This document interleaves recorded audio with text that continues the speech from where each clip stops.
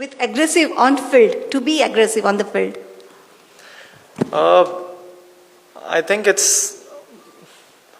calmness is something that comes from my upbringing, and being aggressive is something, that's the emotion, that's the sentiments that you put in the game. And obviously you're playing the game to win the game. And whenever you are doing something to win it, obviously there will be emotions, and it's always a challenge to balance it out. Sometimes it comes off not in the best way, and me as a player, as a person, and I'm always trying to work on that. And it's always better, the less emotions you show, it's easier to get things in control.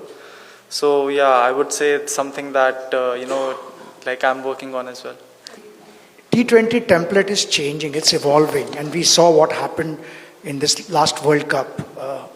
That the scoring level is going up and up and up. And as you said, the challenging is to score 180, 160. But the whole template of T20 is changing. What is your opinion on that? And do you think that this IPL we will see 300 mark broken? I hope not. और जो आप कह रहे हैं कि template is changing in which way?